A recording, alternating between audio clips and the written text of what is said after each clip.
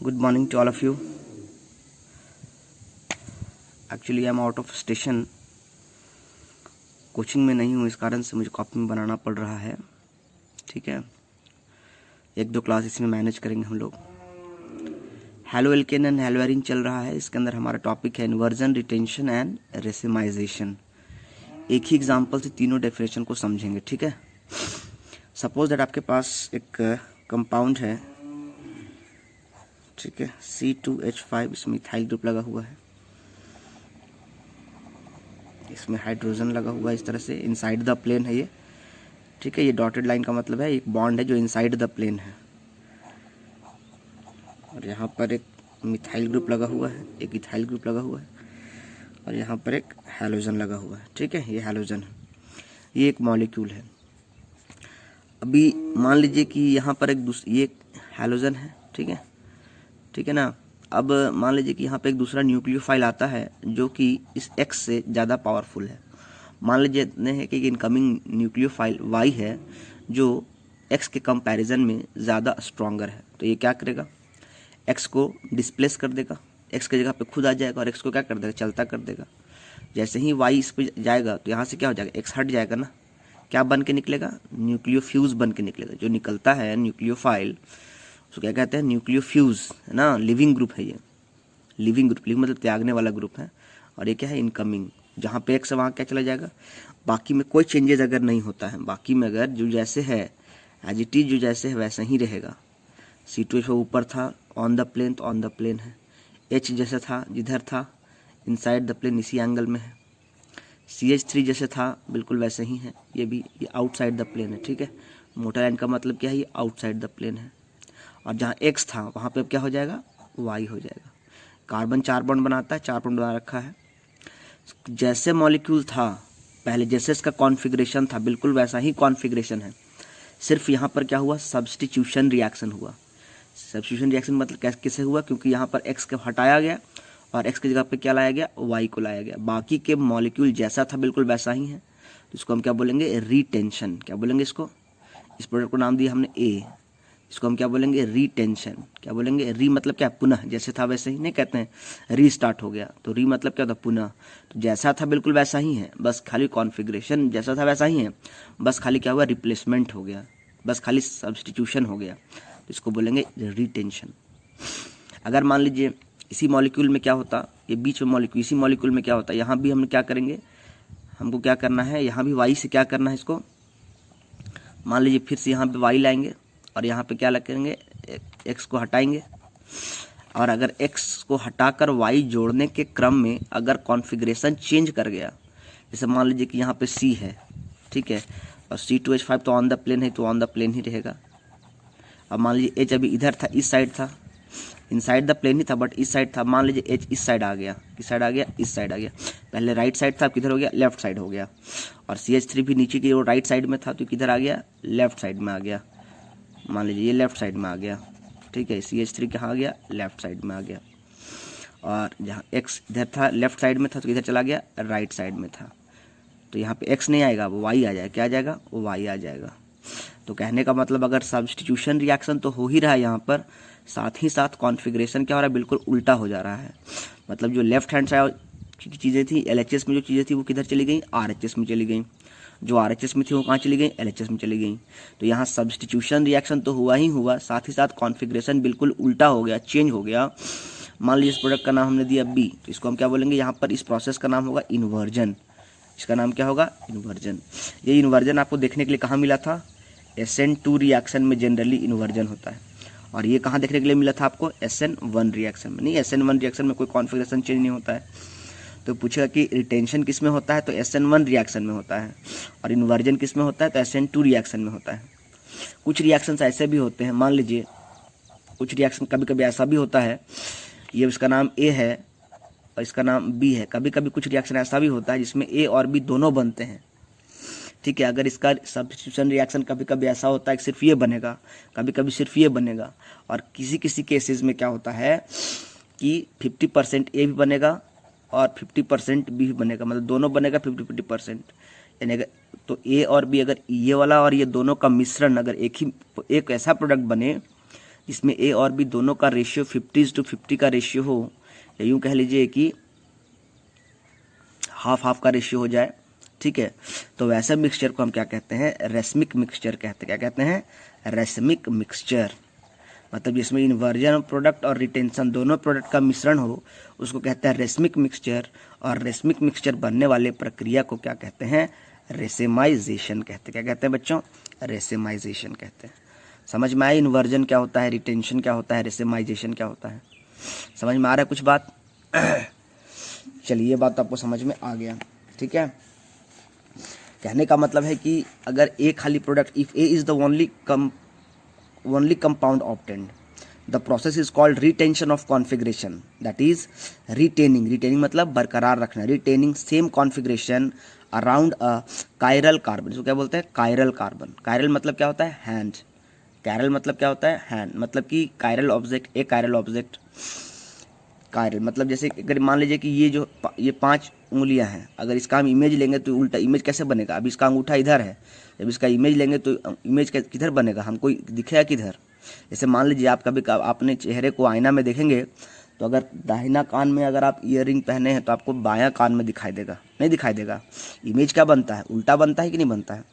तो कहने का मतलब वही चीज़ है, अगर इमेज उल्टा बन रहा है तो उसको बोलेंगे कायरल, और इमेज जैसे तैसा बन रहा है उसको क्या बोलेंगे, ए कायरल।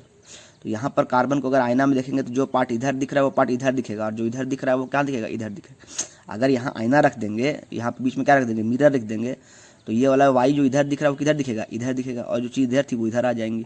तो जो लेफ्ट में था वो राइट में चला जाएगा, जो राइट में था वो लेफ्ट में चला जाएगा। तो उसको क्या बोलते हैं, कायरल कार्बन बोलते हैं, ठीक है। जैसे कोस्को का बॉल है, कोस्को बॉल को आईना के सामने ले जाएगा तो कोई परिवर्तन दिखाई देगा, कोई परिवर्तन नहीं दिखाई देगा। तो कहने का मतलब वो क्या है, ए कायरल है। क्या है वो, ए कायरल। अगर इमेज सेम बनेगा तो ए कायरल, और इमेज अगर उल्टा बनेगा तो क्या बोलेंगे, कायरल। कायरल का मतलब क्या होता है, हैंड, इसीलिए लिया गया। हाथ का आईना में ले जाइएगा तो उल्टा इमेज बनेगा, जो चीज़ का उल्टा। जैसे इस लेफ्ट हैंड का अगर आईना के सामने ले जाएंगे तो बिल्कुल राइट हैंड की तरह दिखेगा, उल्टा दिखेगा, और राइट हैंड को आईने के सामने ले जाएंगे तो वो लेफ्ट हैंड की तरह दिखेगा। तो उसी को बोलते हैं, अगर इमेज उल्टा बनेगा तो उसको बोलेंगे कायरल, और इमेज अगर जैसा है वैसा ही बनेगा तो ए कायरल, ठीक है। तो कहने का मतलब क्या है कि if A is the only compound obtained, the process is called retention of configuration. इसका क्या मतलब हुआ, that is retaining of same configuration around a chiral carbon during a chemical reaction, ठीक है। उसी प्रकार बी के बारे में बात करेंगे तो if B is the only product obtained, the process is called inversion of configuration, that is configuration of product is inverted around chiral carbon during chemical reaction। इसको ऐसे लिखेंगे, ठीक है। इसको क्या लिखेंगे, if a 50-50 mixture of above two is obtained, then the process is called racemization and the product is optically inactive as one isomer will rotate light of the direction opposite to another। इसे कहने का मतलब है कि ये plane polarised light को अगर clockwise घुमा देगा, जैसे ये अगर एक प्रोडक्ट ए है तो ये प्लेन पोलराइज लाइट को लेफ्ट में घुमाएगा, तो ये प्लेन पोलराइज को राइट घुमाएगा। इसे कहने का मतलब क्या है कि ये जो है वो प्लेन पोलराइज लाइट को सपोज दैट अगर लेफ्ट घुमाता है, और बी क्या करता है, प्लेन पोलराइज लाइट को राइट घुमाता है। तो जब दोनों को मिला देंगे तो क्या होगा, ये लेफ्ट घुमाने की कोशिश करेगा, ये राइट घुमाने की कोशिश करेगा, ठीक है। तो ना तो लेफ्ट घूमेगा ना राइट घूमेगा, तो रिजल्ट के तौर पर क्या हो जाएगा, optically inactive. Optically active compound क्या होते हैं, वैसे कंपाउंड जो प्लेन पोलराइज्ड लाइट को, जैसे मान लीजिए कि एक कंपाउंड, समझिए ध्यान से, ऑप्टिकली एक्टिव कंपाउंड क्या होता है वो समझिए। ऑप्टिकली एक्टिव कंपाउंड, लेकिन ऑप्टिकल समझते ही, आप लोग ऑप्टिक्स चल रहा होगा समझते होंगे फिजिक्स में। ऑप्टिकली एक्टिव कंपाउंड मतलब वैसा कंपाउंड, जैसे मान लीजिए कंटेनर, इस कंटेनर में कंपाउंड रखा गया है, ठीक है। इस कंटेनर में क्या रखा गया है, कंपाउंड रखा गया है। अब जैसे ही मान लीजिए इस पर एक प्लेन पोलराइज्ड लाइट पड़ेगा, प्लेन पोलराइज्ड लाइट क्या होता है, वैसा लाइट जिसका सभी का सभी लाइट का वेवलेंथ क्या होता है, सेम होता है, और सभी का सभी एक ही प्लेन पे लाइज करता है। जैसे मान लीजिए आप एक बल्ब जलाएं, तो बल्ब जब जलाएंगे तो बल्ब से क्या होगा, जो रोशनी निकलेगी वो बहुत सारी प्लेन में निकलेगा, X Y, Y Z, X Z. मतलब ये, इसको आप प्लेन पोलराइज लाइट नहीं बोल सकते हैं, ठीक है। लेकिन जब इसको एक पोलराइजर से पास करवाएंगे, कहाँ से पास करवाएंगे, पोलराइजर से पास करवाएंगे, या इसको आप निकॉल प्रिज्म से पास करेंगे, किससे पास करेंगे, निकॉल प्रिज्म से। या पोलराइजर से पास कराएंगे तो जो अभी इस लाइट से जो इस बल्ब से जो लाइट निकल रहा है वो बहुत सारे प्लेन में दौड़ रहा है, बहुत सारे प्लेन में फैल रहा है, लेकिन जैसे ही ये पोलराइजर से पास करेगा सभी का सभी लाइट का जो डायरेक्शन होगा या तो सिर्फ एक्स प्लेन में हो जाएगा, एक्स वाई में हो जाएगा, या तो वाई जेड सिर्फ एक ही प्लेन में हो जाएगा। निकोल प्रिज्म की खासियत समझ में आई? जो क्या करता है, ऑर्डिनरी लाइट को, जिसके पास, इसको क्या कहते हैं, जो बहुत सारे जिसके पास प्लेन होते हैं, उसको जब निकोल प्रिज्म से पास कराएंगे या पोलराइजर से पास करवाएंगे तो इस लाइट का जो प्लेन है वो प्लेन चेंज होकर सिर्फ एक ही डायरेक्शन में आ जाएगा, सिर्फ और सिर्फ एक ही लाइन में आ जाएगा। और वेवलेंथ जो इसका अलग अलग था, अलग अलग लाइट का अलग अलग वेवलेंथ था, सबका वेवलेंथ सेम हो जाएगा और ये मोनोक्रोमेटिक वेवलेंथ शो करेगा। तो ऐसे लाइट को हम क्या बोलते हैं, PPL यानी प्लेन पोलराइज्ड लाइट बोलते हैं। इसको हम प्लेन पोलराइज्ड लाइट नहीं बोल सकते हैं, इसको हम क्या बोलेंगे, प्लेन पोलराइज्ड लाइट। अब मान लीजिए ये प्लेन पोलराइज्ड लाइट को अगर इस कंपाउंड में पड़ेगा और ये कंपाउंड क्या करेगा, इस प्लेन पोलराइज्ड लाइट के प्लेन को, जैसे मान लीजिए XY प्लेन में सपोज दैट है, कंपाउंड में पड़ते ही ये क्या हो गया, ये इसका प्लेन चेंज कर गया थोड़ा सा, मतलब अभी ऐसे आ रहा था, अभी मतलब बिल्कुल स्ट्रेट आ रहा था, और जैसे ही कंपाउंड में पड़ा, कंपाउंड में पड़ते ही ये इस लाइट का जो प्लेन है वो चेंज कर गया। तो इस कंपाउंड में पड़ते ही ना, ये कंपाउंड क्या किया, इस प्लेन पोलराइज्ड लाइट के प्लेन को चेंज कर दिया। तो हम इस कंपाउंड को बोलेंगे ऑप्टिकली एक्टिव कंपाउंड। और बस जो कंपाउंड इस प्लेन पोलराइज्ड लाइट के प्लेन को चेंज करने की क्षमता नहीं रखता है उसको हम बोलते हैं ऑप्टिकली इनएक्टिव कंपाउंड। क्या बोलते हैं, ऑप्टिकली इनएक्टिव कंपाउंड। समझ में आया? ऑप्टिकली एक्टिव कंपाउंड क्या होता है, ऑप्टिकली इनएक्टिव कंपाउंड क्या होता है। तो यहाँ पर ए क्या करेगा, मान लीजिए प्लेन पोलराइज्ड लाइट को क्या करेगा, क्लॉकवाइज घुमा देगा, और ये क्या करेगा, बी प्लेन पोलराइज्ड लाइट को एंटी क्लॉकवाइज घुमाने की टेंडेंसी है। लेकिन जब दोनों को मिलाकर एक मिक्सचर बनाएंगे तो ये तो घुमाएगा क्लॉकवाइज, ये घुमाएगा एंटी क्लॉकवाइज। तो जो नेट क्या होगा, मिक्सचर में क्या होगा, नेट क्या होगा, रिजल्टेंट कुछ नहीं होगा। तो जो रेसमिक मिक्सचर होता है वो क्या होता है, ऑप्टिकली इनएक्टिव कंपाउंड होता है। क्या होता है, ऑप्टिकली इनएक्टिव कंपाउंड होता है। बात समझ में आ रहा है? ठीक है, अब आगे चलते हैं हम लोग। इसके बाद एक ही एग्जांपल समझ में आया, इन्वर्जन, रिटेंशन एंड रेसेमाइजेशन। ठीक है, समझ में आ गया ऑप्टिकली एक्टिव कंपाउंड क्या होता है, प्लेन पोलराइज्ड लाइट क्या होता है, निकोल प्रिज्म क्या होता है। अब हम बात करेंगे इसके बाद एलिमिनेशन रिएक्शन की बात। किसकी बात करेंगे, एलिमिनेशन रिएक्शन। इस पहला हमने क्या पढ़ा था, न्यूक्लियोफिलिक सब्स्टिट्यूशन रिएक्शन पढ़ा था। अब हम पढ़ने जा रहे हैं आज एलिमिनेशन। एलिमिनेशन का मतलब होता है हटना, एलिमिनेट कर देना, उसको हटा देना। ठीक है, तो हम अब अगला पढ़ने जा रहे हैं एलिमिनेशन रिएक्शन पढ़ने जा रहे हैं। ध्यान समझिएगा क्या होता है एलिमिनेशन रिएक्शन। एलिमिनेशन रिएक्शन को हम लोग कह सकते हैं कि डीहाइड्रो हैलोजिनेशन। इसको क्या बोल सकते हैं, डीहाइड्रो हैलोजिनेशन। इसका मतलब क्या हुआ कि हाइड्रोजन और हैलोजन दोनों, जैसे HCl का बाहर होना, HBr का बाहर होना, HF का बाहर होना, HI का बाहर होना, मतलब इस तरह से किसी मॉलिक्यूल से क्या होगा, अगर HCl, HBr, HF, HI बाहर होगा तो इसी को बोलते हैं डीहाइड्रो हैलोजिनेशन। अगर जुड़ता तो बोलते हैं हाइड्रो हैलोजिनेशन, और हट रहा है तो क्या बोलेंगे, डीहाइड्रो हैलोजिनेशन। अब हमारे पास क्या है, हेलो एल्किन आपके पास है। अब हेलो एल्किन का मतलब सपोज दैट आपके पास क्या है, सपोज दैट आपके पास CH3 है, CH2Br है। यहाँ से क्या होगा, अगर इसको आप क्या करेंगे, एक बेसिक न्यूक्लियोफाइल के साथ, कैसा है, न्यूक्लियोफाइल के साथ। ध्यान रखने वाली बात है, एलिमिनेशन रिएक्शन कब होगा, जब खाली न्यूक्लियोफाइल लेने से काम नहीं चलेगा, nucleophile must be basic nucleophile. बात समझ में आ रहा है, जैसे पोटेशियम हाइड्रोक्साइड।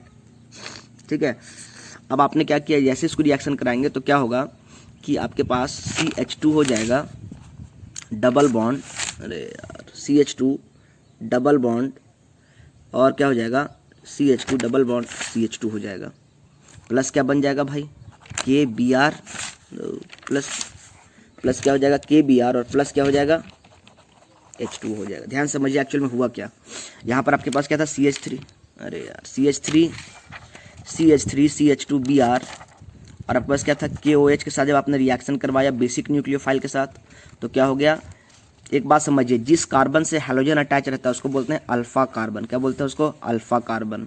और उसके बाद अल्फा कार्बन से डायरेक्टली जो कार्बन अटैच है उसको बोलते हैं बीटा कार्बन। बात समझ में आ रहा है, जिस कार्बन से हैलोजन अटैच रहता है उसको बोलते हैं अल्फा कार्बन, और अल्फा कार्बन से डायरेक्टली जो कार्बन अटैच होता है उसको क्या बोलते हैं हम, बीटा कार्बन। तो हमेशा अल्फा कार्बन से हैलोजन निकलेगा और बीटा कार्बन से हाइड्रोजन निकलेगा, बस, क्योंकि एडजेसेंट है। एक सेम अल्फा कार्बन से ही हैलोजन और अल्फा कार्बन से ही हाइड्रोजन को बाहर नहीं निकालिएगा। अगर अल्फा कार्बन से हैलोजन बाहर निकलता है तो बीटा कार्बन से क्या निकलता है, हाइड्रोजन। क्योंकि बीटा कार्बन से हाइड्रोजन निकलता है। जैसे देखो अब यहाँ ध्यान समझो क्या होता है, क्या हम इसको ऐसा लिख सकते हैं क्या, इसको हम ऐसा लिख सकते हैं क्या, देखिए हवा तेज चल रही है, एक्चुअली मैं छत पे हूँ, तो आपके पास क्या है सी, क्या किया जाए, अगर आपके पास क्या है सी, सपोज दैट CH3 था, उसको ऐसे लिख सकते हैं, CH2 कैसे लिख सकते हैं, तो इसको लिख सकते हैं हाइड्रोजन हाइड्रोजन हाइड्रोजन, इसको ऐसे लिख सकते हैं क्या, हाइड्रोजन हाइड्रोजन, और ब्रोमीन लिख सकते हैं। अब ये तो आपका अल्फा कार्बन है क्योंकि इसमें ब्रोमीन अटैच है, और ये आपका क्या हो जाएगा, बीटा कार्बन हो जाएगा। तो यहाँ से जब हाइड्रोजन निकलेगा तो हाइड्रोजन यहाँ से प्लस बन के निकलेगा, क्या बन के निकलेगा, प्लस, तो कार्बन पे क्या आ जाएगा, यहाँ पर माइनस आ जाएगा, और यहाँ से जब ब्रोमीन निकलेगा तो क्या बन के निकलेगा, Br माइनस बन के निकलेगा, तो यहाँ पे कार्बन पे क्या आ जाएगा, प्लस आ जाएगा। अब इस कार्बन पे माइनस है, मतलब क्या हुआ, एक अपना इलेक्ट्रॉन इसके पास अपना वाला है और एक हाइड्रोजन वाला इलेक्ट्रॉन है, तो इसके पास क्या हो गया अल्टीमेटली, देखो यहाँ पे CH और इस पे क्या है माइनस चार्ज है, ठीक है, और इस पे इलेक्ट्रॉन की संख्या कितनी है, 2 इलेक्ट्रॉन की संख्या है, क्यों, क्योंकि एक अपना वाला और एक हाइड्रोजन वाला। फिर से एक बॉन्ड यहाँ पे था, वो बॉन्ड तो रहेगा ही एज इट इज, फिर यहाँ पे क्या हो जाएगा हाइड्रोजन, फिर यहाँ पे क्या हो जाएगा हाइड्रोजन, यहाँ से ब्रोमीन निकला तो इसके पास इलेक्ट्रॉन कमी हो गई, तो यहाँ पे क्या हो जाएगा प्लस चार्ज हो जाएगा। अब इसके पास प्लस है, इसके पास माइनस है, इसके पास एक्स्ट्रा इलेक्ट्रॉन है, तो क्या करेगा बताओ, इसके पास एक बॉन्ड तो पहले से था ही, अब 2 इलेक्ट्रॉन में से एक इलेक्ट्रॉन अपने पास रखेगा, एक इलेक्ट्रॉन इसको दे देगा, तो दिया तो इसके पास पहले से माइनस था, अब दिया तो क्या हो जाएगा प्लस, पहले से था माइनस, दिया तो क्या हो गया प्लस, इस कार्बन के पास पहले से क्या था प्लस, लिया तो क्या हो गया माइनस, तो प्लस माइनस खत्म, प्लस माइनस खत्म, ये वाला बॉन्ड क्या हो जाएगा सेटअप हो जाएगा कि नहीं हो जाएगा, हो जाएगा ना। अब यहाँ पे क्या हो जाएगा, इसके बाद यहाँ पर क्या हो जाएगा हाइड्रोजन आइडेंटिटी रह जाएगा, ये हाइड्रोजन आइडेंटिटी रह जाएगा, ये हाइड्रोजन आइडेंटिटी रह जाएगा, ये हाइड्रोजन आइडेंटिटी रह जाएगा, तो अल्टीमेटली क्या बन जाएगा CH2 डबल बॉन्ड CH2। यानी कहने का मतलब क्या हुआ, अल्फा कार्बन से क्या निकलेगा हैलोजन, तो बीटा कार्बन से क्या निकलेगा हाइड्रोजन। क्योंकि बीटा कार्बन से हाइड्रोजन निकल के डबल बॉन्ड बनता है, इसलिए कभी कभी इस एलिमिनेशन रिएक्शन को बीटा एलिमिनेशन रिएक्शन भी कहते हैं। इस रिएक्शन को क्या कहते हैं, बीटा एलिमिनेशन रिएक्शन भी कहते हैं। समझ में आया बीटा एलिमिनेशन रिएक्शन क्यों कहते हैं, क्योंकि बीटा कार्बन से क्या होता है हाइड्रोजन का रिमूवल होता है, और इसी कारण से इसको हम क्या कहते हैं बीटा एलिमिनेशन रिएक्शन कहते हैं। तो एग्जाम में आएगा कि एलिमिनेशन रिएक्शन को हम स्पेशली बीटा एलिमिनेशन रिएक्शन क्यों कहते हैं, तो आपको बोलना है क्योंकि बीटा कार्बन से हाइड्रोजन का एलिमिनेशन होता है और डबल बॉन्ड का फॉर्मेशन होता है, यानी हेलो एल्केन क्या बन जाता है, एल्कीन बन जाता है। हेलो एल्केन, हेलो एल्केन, ये हेलो एल्केन है कि नहीं, इस एल्केन में देखो सिंगल बॉन्ड है तो इसको एल्केन बोल रहे हैं, इसमें हैलोजन लगा है तो क्या बोल रहे हैं हेलो एल्केन बोल रहे हैं। अब हेलो एल्केन को जब आप क्या कर रहे हैं स्ट्रॉन्ग बेसिक न्यूक्लियोफाइल के साथ रिएक्शन करवा रहे हैं, तो ऐसा करने से क्या हो रहा है अल्फा कार्बन से हैलोजन और बीटा कार्बन से हाइड्रोजन बाहर निकल रहा है, और क्या बन जा रहा है यहाँ का K+ और यहाँ का Br- KBr, यहाँ का H+ और यहाँ का OH- H2O बन जा रहा है, और साथ साथ क्या बन जा रहा है एल्कीन बन जा रहा है।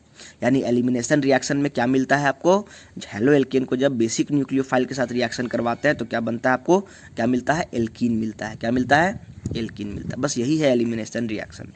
समझ में आया एलिमिनेशन रिएक्शन क्या होता है। अब एलिमिनेशन रिएक्शन के लिए क्या है ना स्पेसिफिकली एक रूल है जिसको हम कहते हैं सेटजेफ रूल। अच्छा एक बात और ध्यान रखना है, एलिमिनेशन रिएक्शन के लिए क्या होना चाहिए, देखिए अगर 1 डिग्री अल्काइल हैलाइड है, 2 डिग्री अल्काइल हैलाइड है, 3 डिग्री अल्काइल हैलाइड, तो जैसे जैसे डिग्री बढ़ता जाएगा एलिमिनेशन रिएक्शन फेवर करता जाएगा। मतलब कहने का मतलब है जैसे जैसे डिग्री बढ़ता जाएगा एलिमिनेशन रिएक्शन होने की टेंडेंसी क्या होती जाएगी, बढ़ती जाएगी। बात समझ में आ रहा है, जैसे जैसे आप डिग्री बढ़ाते जाएंगे वैसे वैसे एलिमिनेशन रिएक्शन बढ़ने की टेंडेंसी बढ़ती जाएगी और सब्स्टिट्यूशन रिएक्शन होने की टेंडेंसी कम होती जाएगी।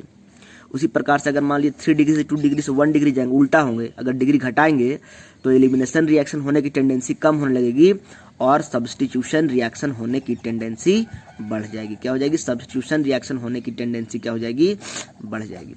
तो अगर 1 डिग्री रहेगा तो 1 डिग्री हेलो एल्केन है, अगर 1 डिग्री अल्काइल हैलाइड है तो सब्स्टिट्यूशन रिएक्शन होने की टेंडेंसी ज़्यादा है या एलिमिनेशन, तो आपका जवाब होगा कि 1 डिग्री अल्काइल हैलाइड है तो ये सब्स्टिट्यूशन रिएक्शन को जाएगा।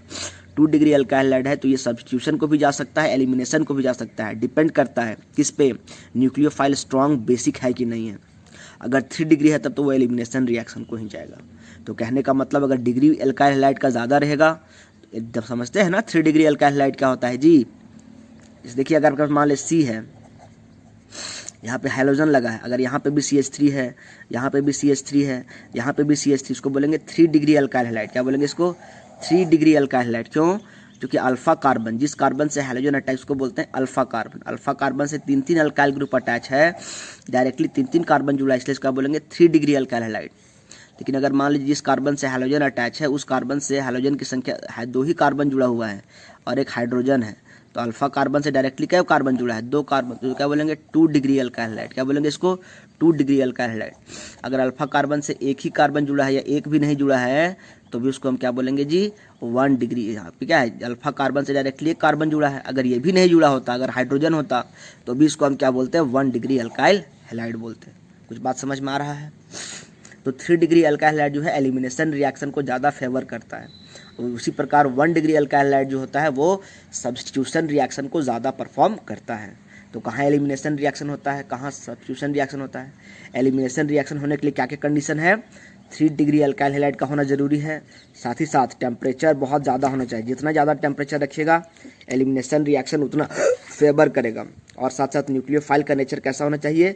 बेसिक न्यूक्लियोफाइल होना चाहिए। अगर ये तीनों कंडीशन को फुलफिल करता है तो ये क्या होगा? एलिमिनेशन रिएक्शन को परफॉर्म करेगा। 3 कंडीशन है, टर्शरी अल्काइल हैलाइड होना चाहिए, टेम्परेचर ज़्यादा होना चाहिए और न्यूक्लियोफाइल का नेचर कैसा होना चाहिए? बेसिक होना चाहिए। अगर ये 3 कंडीशन को फॉलो करता है तो एलिमिनेशन रिएक्शन होने की टेंडेंसी बढ़ जाती है। इसको कहीं पे नोट करके लिख लीजिएगा, ठीक है? बात समझ में आ रहा है? अब हम आगे बात करते हैं सेटजेफ रूल। किसकी बात करेंगे? सेटजेफ रूल के बारे में बात करेंगे, ठीक है? सेटजेफ रूल के बारे में बात करेंगे। क्या होता है सेटजेफ रूल, इसके बारे में बात करेंगे। देखिए,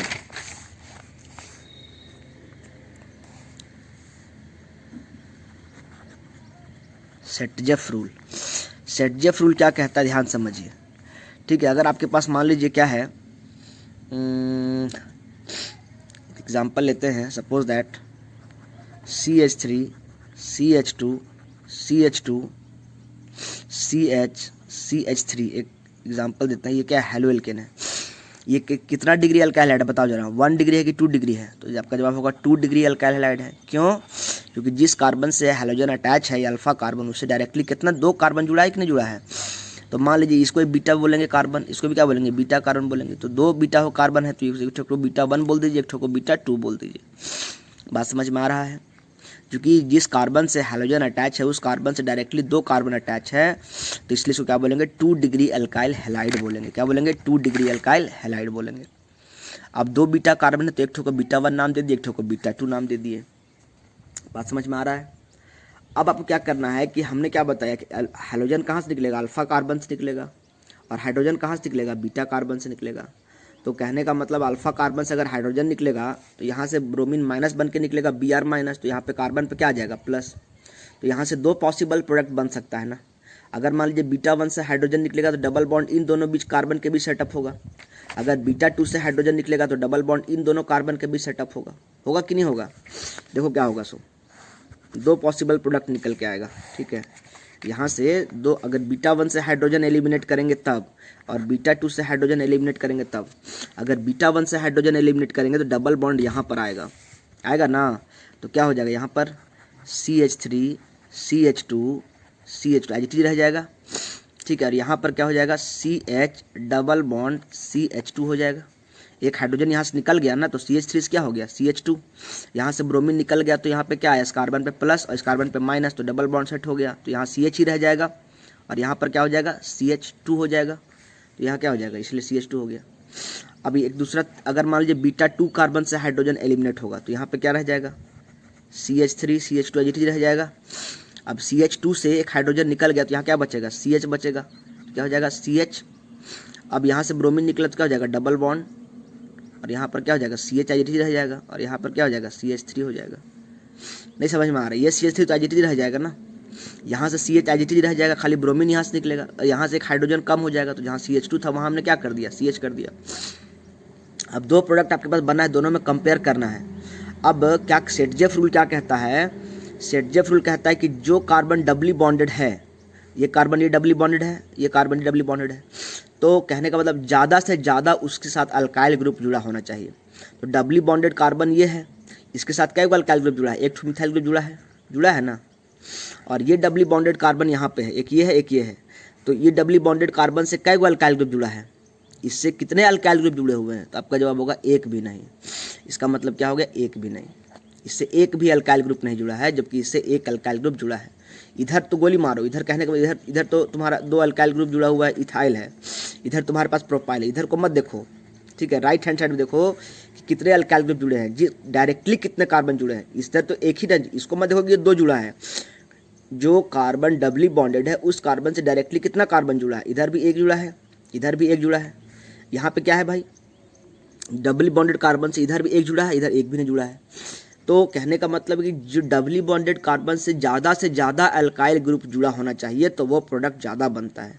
क्योंकि कहने का मतलब डबली बॉन्डेड कार्बन से यहाँ एक अल्काइल ग्रुप जुड़ा हुआ है और डबली बॉन्डेड कार्बन से इधर एक भी अल्काइल ग्रुप नहीं जुड़ा है, तो ये वाला क्या बनेगा, कम बनेगा। यानी ये अगर 19% बनेगा तो ये क्या बनेगा, 81% बनेगा। सॉरी, कहने का मतलब क्या, ये स्टेबिलिटी ज़्यादा है, ठीक है, ये क्या है, स्टेबिलिटी ज़्यादा है, तो ये 81% बनेगा और ये क्या बनेगा, 19% बनेगा। यही है आपका सेट-जेफ रूल। क्या समझ में आया सेट-जेफ रूल क्या है, एक बार देख लीजिए, सेट-जेफ रूल के बारे में समझिए, देखिए एक बार, ठीक है। सेट-जेफ रूल कहता है इन एलिमिनेशन रिएक्शन, लिखना चाहेंगे तो लिख सकते हैं, set-Jeff rule in elimination reaction the preferred product is that alkene which has the greater number of alkyl groups attached to the doubly bonded carbon atoms, I.E, that is the more highly substituted alkene, bracket में लिखेंगे having lesser number of LESSER, having lesser number of hydrogen atoms on the doubly bonded carbon atoms, bracket close कर देंगे, लिखेंगे is the major product of dehydrohalogenation, इसका नाम क्या है, 2-ब्रोमोपेंटेन, इसका नाम क्या है, 2-ब्रोमोपेंटेन का जब हम सेट-जेफ रूल लगाते हैं यानी एलिमिनेशन रिएक्शन करवाते हैं, चूंकि इसके पास 2 बीटा कार्बन है तो 2 प्रोडक्ट बनने की संभावना है, बनेगा दोनों, लेकिन ये वाला क्या बनेगा 19% और ये वाला क्या बनेगा 81%, क्योंकि ये ज़्यादा स्टेबल है। क्यों, क्योंकि जो कार्बन डबली बॉन्डेड है उससे अल्काइल ग्रुप की संख्या, देखो ना, इसके पास हाइड्रोजन की संख्या कम है और इस डबली बॉन्डेड कार्बन के पास हाइड्रोजन की संख्या, क्योंकि ये क्या है, डोनर ग्रुप है ना, ये जितना ज़्यादा देने वाला रहेगा स्टेबिलिटी उतना ज़्यादा रहेगा ना, आपके पास कोई देने वाला, आपको सपोर्ट करने वाला लोग ज़्यादा रहेगा तो आपके पास क्या होगा, आपको कॉन्फिडेंस बिल्डअप रहेगा ना, कॉन्फिडेंस हाई रहेगा। इसके पास कोई देने वाला नहीं है, जो है सो यही अकेला ही घर में कमाने वाला है, घर में कमाने वाले की संख्या ज़्यादा है, तो ये घर क्या हो, ज़्यादा स्टेबिलिटी ज़्यादा रहेगा इसमें। तो कहने का मतलब क्या है कि ये 81% बनेगा, क्योंकि ये स्टेबल ज़्यादा है। रिएक्शन होता क्यों है, स्टेबिलिटी के लिए। तो ये रिएक्शन कैसे होगा जी, ये हुआ कैसे, किसके साथ रिएक्शन करवाया आप, KOH के साथ, बेसिक पोटेशियम हाइड्रोक्साइड के साथ, ठीक है, क्योंकि एलिमिनेशन रिएक्शन करवाना है तो क्या लेना होगा, आपको न्यूक्लियोफाइल बेसिक लेना पड़ेगा। तो ये हो गया आपका सेट-जेफ रूल, एलिमिनेशन रिएक्शन पर ही आधारित है सेट-जेफ रूल। इसके बाद हमारा तीसरा टॉपिक आता है रिएक्शन विथ मेटल्स, जिसको हम लोग अगली क्लास में देखेंगे, ठीक है। इसके बाद ये चैप्टर खत्म हो जाएगा, ज़्यादा बचा नहीं है, रिएक्शन विथ मेटल्स। और उसके बाद क्या हम लोग देखेंगे, केमिकल रिएक्शन। अभी हम लोग क्या पढ़ रहे हैं, chemical properties of halo alkane पढ़ रहे हैं। इसके बाद कल पढ़ेंगे chemical properties of hello arene, और ये रिएक्शन ऑलमोस्ट खत्म हो जाएगा, ठीक है। तो एक क्लास और बच रहा है, कल खत्म हो जाएगा ये चैप्टर। आप लोग असाइनमेंट बनाना शुरू कर दीजिए, ठीक है। जो डाउट होता है उसको पूछिए।